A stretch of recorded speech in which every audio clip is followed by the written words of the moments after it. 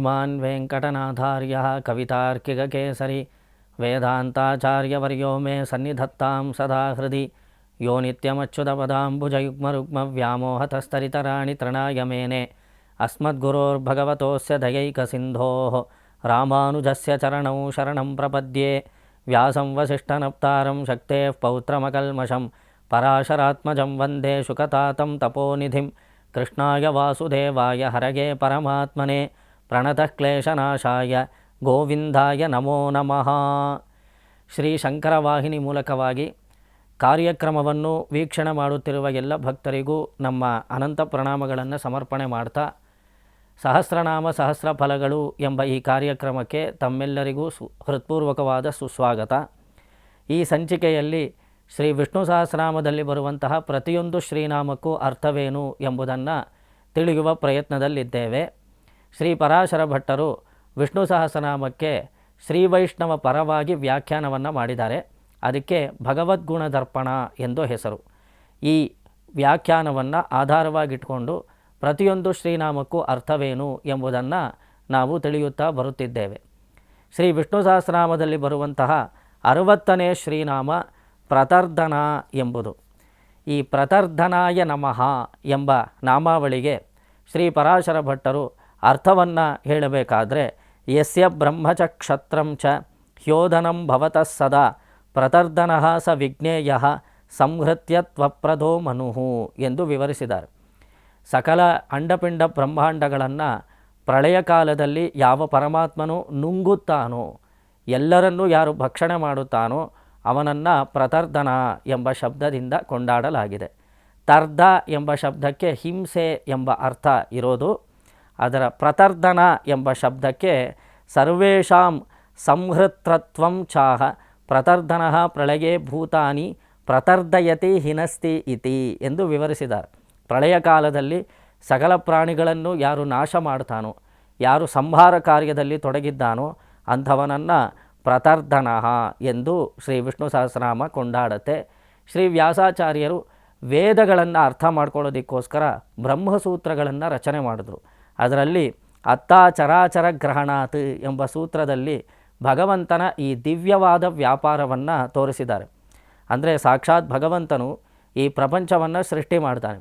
ಲೋಕಕ್ಕೆ ಕಂಟಕರು ಹೆಚ್ಚಾದಾಗಲೆಲ್ಲ ಲೋಕವನ್ನು ಸಂರಕ್ಷಣೆ ಮಾಡೋದಕ್ಕೋಸ್ಕರ ತಾನೇ ಅವತರಿಸಿ ಧರ್ಮ ಸಂಸ್ಥಾಪನೆಯನ್ನು ಕೂಡ ಮಾಡ್ತಾನೆ.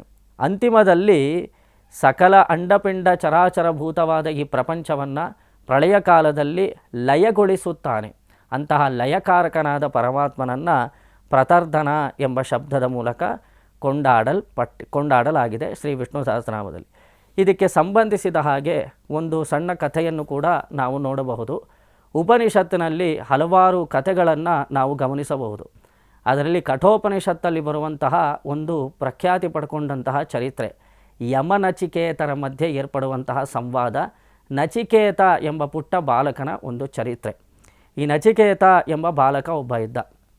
ಇವನ ತಂದೆ ವಾಜಶ್ರವಸ್ ಎಂದು ಕರೆಯಲ್ಪಡುವಂತಹ ಒಬ್ಬ ಮಹರ್ಷಿ. ಈ ಮಹರ್ಷಿ ಒಮ್ಮೆ ಬೇಸಿಗೆ ಕಾಲದಲ್ಲಿ ದಣಿವಾರಿಸಿಕೊಳ್ಳಲು ಒಂದು ಮರದ ಅಡಿ ವಿಶ್ರಾಂತಿ ಪಡ್ಕೊಳ್ಬೇಕಾದ್ರೆ ಇವನಿಗೆ ದಾಹವಾಗತ್ತೆ. ಮಗನನ್ನು ಕರೆಯುತ್ತಾನೆ, ನಚಿಕೇತನೇ, ಆ ನದಿ ತೀರದಲ್ಲಿ ನಾನು ಕುಡಿಯೋದಕ್ಕೋಸ್ಕರ ತೀರ್ಥವನ್ನು ಇಟ್ಟಿದ್ದೇನೆ, ಅದನ್ನು ಕಮಂಡಲು ತೀರ್ಥವನ್ನು ತೆಗೆದುಕೊಂಡು ಬಾ, ಜೊತೆಗೆ ಅಗ್ನಿಗೆ ಸಮರ್ಪಣೆ ಮಾಡೋದಕ್ಕೋಸ್ಕರ ಸಮಿತ್ತನ್ನು ನೀನು ಸಂಗ್ರಹಣೆ ಮಾಡಿಕೊಂಡು ಬಾ ಎಂದು ಹೇಳಿ ಕಳಿಸ್ತಾನೆ. ಆಗ ನಚಿಕೇತಸನು ಈ ವಾಜಶ್ರವಸ್ ಎಂದು ಕರೆಯಲ್ಪಡುವಂತಹ ತನ್ನ ತಂದೆಗೆ ಅವರ ದಾಹಶಾಂತಿಗೆ ತೀರ್ಥಪ್ರಾಶನಕ್ಕೋಸ್ಕರ ಕಮಂಡಲು ತೀರ್ಥವನ್ನು ಹುಡುಕೋದಕ್ಕೆ ಹೋಗ್ತಾನೆ. ಅಲ್ಲಿ ನದಿ ತೀರದಲ್ಲಿ, ಅಲ್ಲಿ ನದಿಯಲ್ಲಿ ತೀರ್ಥ ಸಮೃದ್ಧಿಯಾಗಿದ್ದರಿಂದ, ಪ್ರವಾಹವಾಗಿದ್ದರಿಂದ ಆ ನದಿ ತೀರ್ಥದಲ್ಲಿ ಕಮಂಡಲು ಕೂಡ ಕೊಚ್ಚಿ ಹೋಗ್ಬಿಡತ್ತೆ, ಅದು ಕಾಣಿಸೋದಿಲ್ಲ. ನಚಿಕೇತ ಬರಿಗೈಲಿ ಬರ್ತಾನೆ. ದಾಹಶಾಂತಿಗೋಸ್ಕರ ಸ್ವಲ್ಪ ತೀರ್ಥ ಕೊಡು ಅಂತ ಕೇಳಿದ್ರೆ, ನೀನು ಬರಿಗೈಯಲ್ಲಿ ಬಂದಿಯಲ್ಲ ಅಂತ ಕೋಪ ಮಾಡಿಕೊಂಡಂತಹ ತಂದೆ, ನೀನು ಮೃತನಾಗು, ನೀನು ಮೃತ್ಯು ದೇವತೆಯ ಹತ್ರ ಹೋಗು ಅಂತ ಹೇಳಿ ಶಪಿಸಿಬಿಡ್ತಾನೆ ತಂದೆ. ಅವರು ವೇದ ಅಧ್ಯಯನ ಮಾಡುವಂತಹ ಬ್ರಾಹ್ಮಣೋತ್ತಮನಾದ ಕಾರಣ ಅವರ ಮಾತು ನಡೆದು ಹೋಗ್ಬಿಡತ್ತೆ. ಯಾರ್ಯಾರು ವೇದಾಧ್ಯಯನ ಮಾಡ್ತಾರೋ ಅವರು ಶಾಪ ಕೊಟ್ಬಿಟ್ರೆ ಅದು ನಿಜವಾಗ್ಲೂ ತಟ್ಟುಬಿಡತ್ತೆ. ತಂದೆ ಶಪಿಸಿದ್ರಿಂದ ಮಗ ಯಮಲೋಕಕ್ಕೆ ಹೋಗ್ತಾನೆ, ಮೃತ್ಯು ದೇವತೆ ಹತ್ರ ಹೋಗ್ತಾನೆ. ಹೋಗಿದ ತಕ್ಷಣ ತಂದೆಗೆ ಪಶ್ಚಾತ್ತಾಪವಾಗತ್ತೆ. ಅಯ್ಯೋ ಪಾಪ ಮಗು, ನನಗೆ ಗೊತ್ತಿಲ್ಲದೆ ಕೋಪ ಮಾಡಿಕೊಂಡು ಬೈದುಬಿಟ್ನಲ್ಲ, ನೀನು ಸತ್ತೋಗು ಅಂತ ಬೈದುಬಿಟ್ನಲ್ಲ, ನನ್ನ ಬಾಯಾರೆ ನನ್ನ ಮಗನನ್ನು ನಾನೇ ಕೊಂದುಬಿಟ್ನಲ್ಲ ಎಂದು ಮನಸ್ಸಿನಲ್ಲಿ ಬೇಸರವಾಗಿ ಯಾವ ಮೃತ್ಯುದೇವತೆಯ ಬಳಿ ನನ್ನ ಮಗ ಹೋಗಿದ್ದಾನೋ ಅವನು ಪುನಃ ಬಂದು ಬಿಡಲಿ, ಅವನಿಗೆ ಮತ್ತೆ ಈ ಭೂಲೋಕ ಪ್ರಾಪ್ತವಾಗಲಿ ಎಂದು ಮನಸ್ಸಿನಲ್ಲಿ ಸಂಕಲ್ಪ ಮಾಡಿಕೊಳ್ತಾನೆ ತಂದೆ. ಇವರು ಮನಸ್ಸಿನಲ್ಲಿ ಹೋಗು ಅಂದರೆ ಅದು ನಡೆಯುತ್ತೆ, ಪುನಃ ಬರಲಿ ಎಂದು ಇವರು ಭಾವನೆ ಮಾಡಿದ್ರೆ ಅದು ಆ ರೀತಿಯೇ ನಡೆಯುತ್ತೆ. ಈ ನಚಿಕೇತನು ಮೃತ್ಯುದೇವತೆಯ ಬಳಿ ಹೋಗ್ತಾನೆ. ಈ ಬ್ರಾಹ್ಮಣೋತ್ತಮನ ಪುತ್ರನಾದ ಕಾರಣ ಅಲ್ಲಿ ಮೃತ್ಯುದೇವತೆ ನಚಿಕೇತನನ್ನು ಆಗಮನ ಮಾಡಿಕೊಂಡು ಅವನನ್ನು ಕೂಡಿಸಿ ಅರ್ಘ್ಯಪಾದ್ಯ ಆಚಮನಾದಿ ಉಪಚಾರಗಳನ್ನೆಲ್ಲ ಮಾಡುತ್ತಾನೆ ಮೃತ್ಯುದೇವತೆಯಾದ ಯಮಧರ್ಮರಾಜ. ಯಮಧರ್ಮರಾಜನಿಗೂ ಈ ಮಗುವಿನ ವಿಷಯದಲ್ಲಿ ತುಂಬ ಸಂತೋಷವಾಗತ್ತೆ. ಇಲ್ಲಿ ಭೂಲೋಕದಲ್ಲಿ ಇವರ ತಂದೆ ಪುನಃ ಬರಲಿ ಎಂದು ಸಂಕಲ್ಪ ಮಾಡಿದ್ರಿಂದ ಕಳಿಸಲೇಬೇಕಾದ ನಿರ್ಬಂಧ ಯಮಧರ್ಮರಾಜನಿಗೂ ಕೂಡ. ಆದರೆ ಯಮ ಕೇಳ್ತಾನೆ ನಚಿಕೇತನನ್ನು ಉದ್ದೇಶಿಸಿ, ನರಕಕ್ಕೆ ನೀನು ಬಂದಿದ್ದೀಯೇ, ಆದರೆ ನಿನ್ನ ವಿಷಯದಲ್ಲಿ ನನಗೆ ತುಂಬ ಸಂತೋಷವಾಗಿದೆ, ನಿನಗೇನಾದರೂ ವರ ಬೇಕಿದ್ದರೆ ಕೇಳು ಅಂತ ಹೇಳ್ತಾನೆ. ಆಗ ನಚಿಕೇತ ಹೇಳ್ತಾನೆ, ನಾನು ಸ್ವರ್ಗ ಪೂರ್ತಿ ನೋಡ್ಕೊಂಬರಬೇಕು, ನಾನು ಸ್ವಲ್ಪ ಯಾವ್ಯಾವ ಕಡೆ ಎಲ್ಲೆಲ್ಲಿ ಸ್ವರ್ಗ ಸುಖವಿದೆ ಅದನ್ನೆಲ್ಲ ವೀಕ್ಷಣೆ ಮಾಡಿ ಬರಬೇಕು, ಈ ವರವನ್ನು ದಯಪಾಲಿಸು ಅಂತ ಕೇಳ್ಕೊಳ್ತಾರೆ. ಆಗ ಯಮಧರ್ಮರಾಜ ನಚಿಕೇತನನ್ನು ಸ್ವರ್ಗಕ್ಕೆ ಕಳಿಸುತ್ತಾರೆ. ಸ್ವರ್ಗದಲ್ಲಿ ಒಂದೊಂದು ಲೋಕವನ್ನು ಎಲ್ಲೆಲ್ಲಿ ಭೋಗ ಸುಖಗಳನ್ನೆಲ್ಲ ಯಾವ ರೀತಿ ವ್ಯಕ್ತಿಗಳು ಅನುಭವಿಸುತ್ತಾರೆ ಎಲ್ಲವನ್ನೂ ವೀಕ್ಷಣೆ ಮಾಡ್ತಾರೆ ನಚಿಕೇತ. ಎಲ್ಲ ತುಂಬ ಸಂತೋಷವಾಗಿ ಸ್ವರ್ಗದ ವೀಕ್ಷಣೆ ಮಾಡಿದ ನಂತರ ಪುನಃ ನರಕಕ್ಕೆ ಬಂದು ಪುನಃ ಯಮಧರ್ಮರಾಜನ ಅನುಮತಿಯನ್ನು ಪಡೆದು ಇಲ್ಲಿ ಭೂಲೋಕಕ್ಕೆ ಬಂದು ಬಿಡ್ತಾನೆ.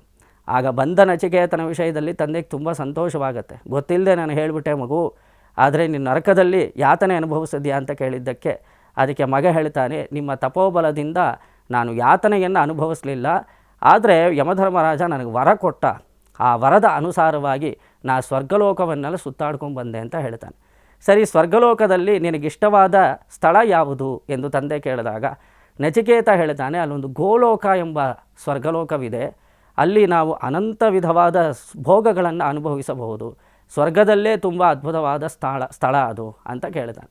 ಆಗ ಆ ಸ್ವರ್ಗವನ್ನು ಪಡ್ಕೊಳ್ಬೇಕಾದ್ರೆ ಏನು ಮಾಡಬೇಕು ಎಂದು ಕೇಳಿದಾಗ ಆಗ ಮಗು ಹೇಳ್ತಾನೆ, ನಾನು ಯಮಧರ್ಮರಾಜನನ್ನು ಇದೇ ಪ್ರಶ್ನೆ ಕೇಳಿದೆ. ಆತ ಉತ್ತರಿಸಿದ, ಭೂಲೋಕದಲ್ಲಿ ಯಾರು ಗೋದಾನವನ್ನು ಮಾಡುತ್ತಾರೋ ಅವರಿಗೆ ಈ ಗೋಲೋಕ ಪ್ರಾಪ್ತವಾಗುತ್ತದೆ ಎಂದು ಮಗ ಹೇಳ್ತಾನೆ. ಅದಕ್ಕೋಸ್ಕರ ಈ ತಂದೆ ಏನು ಮಾಡ್ತಾನೆ, ಆ ಗೋಲೋಕವನ್ನು ಪಡ್ಕೊಳ್ಳೋದಕ್ಕೋಸ್ಕರ ಭೂಮಿಯಲ್ಲಿ ಗೋದಾನ ಮಾಡಲು ಪ್ರಾರಂಭ ಮಾಡ್ತಾರೆ. ಆದರೆ ದಾನ ಮಾಡಬೇಕಾದ್ರೆ ಸ್ವಲ್ಪ ಎಚ್ಚರಿಕೆಯಿಂದ ಇರಬೇಕು. ಅಂದರೆ ಶುದ್ಧವಾದ ಪದಾರ್ಥಗಳನ್ನು ನಾವು ದಾನ ಮಾಡಬೇಕು. ಯೋಗ್ಯವಾದ ವ್ಯಕ್ತಿಗಳಿಗೆ ಯೋಗ್ಯವಾದ ವಸ್ತುಗಳನ್ನು ಯೋಗ್ಯವಾದ ವೇಳೆಯಲ್ಲಿ ದಾನ ಮಾಡಿದಾಗ ಮಾತ್ರ ಅದು ನಮಗೆ ಸಫಲವಾಗತ್ತೆ. ಅಯೋಗ್ಯವಾದ ವಸ್ತುಗಳನ್ನು ನಾವು ದಾನ ಮಾಡಕೂಡದು.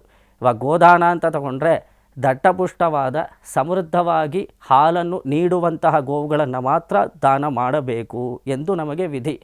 ಅದನ್ನು ಪಾಲಿಸದೇ ಇದ್ದರೆ ಅದು ವಿಪರೀತವಾಗಿಬಿಡತ್ತೆ.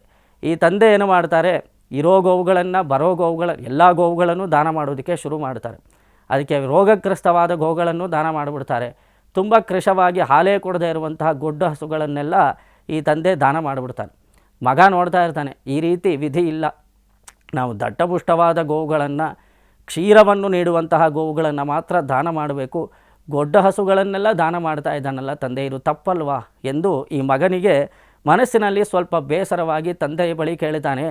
ಎಲ್ಲವನ್ನೂ ದಾನ ಮಾಡ್ತಾ ಇದೆಯಲ್ಲ, ಇದು ನ್ಯಾಯವಾ ಅಂತ ಕೇಳಿದಾಗ, ಹೌದು, ಇರುವ ಗೋವುಗಳನ್ನು ಬರುವ ಗೋವುಗಳನ್ನು ಯಾವ ಗೋವಾದರೆ ಏನು ದಾನ ಮಾಡೋದು ನಮಗೆ ಮುಖ್ಯವಾದ ಕಾರಣ, ನಾನು ಎಲ್ಲ ಗೋವುಗಳನ್ನು ಕೊಡುತ್ತಿದ್ದೇನೆ ಎಂದು ತಂದೆ ಹೇಳಿದ್ದಕ್ಕೆ ಇವನು ಕೋಪ ಮಾಡಿಕೊಂಡು ಮಗ ಏನು ಹೇಳ್ತಾನೆ ಅಂದರೆ, ನನಗೆ ಯಾರಿಗಾದರೂ ದಾನಕ್ಕೆ ಕೊಟ್ಬಿಡ್ಬಹುದಲ್ಲ, ಈ ಗೊಡ್ಡ ಹಸುಗಳನ್ನು ಕೊಡುವ ರೀತಿಯಲ್ಲಿ ನನ್ನನ್ನು ಯಾರಿಗಾದರೂ ದಾನ ಮಾಡುವೆಯೋ ಎಂದು ಕೇಳಿದಾಗ ಆ ಮಾತಿಗೆ ಕೋಪಗೊಂಡಂತಹ ತಂದೆ, ನಿನಗೆ ಯಮಧರ್ಮರಾಜನಿಗೆ ದಾನ ಮಾಡ್ತೀನಿ ಹೋಗು ಅಂತ ಹೇಳಿಬಿಡ್ತಾನೆ.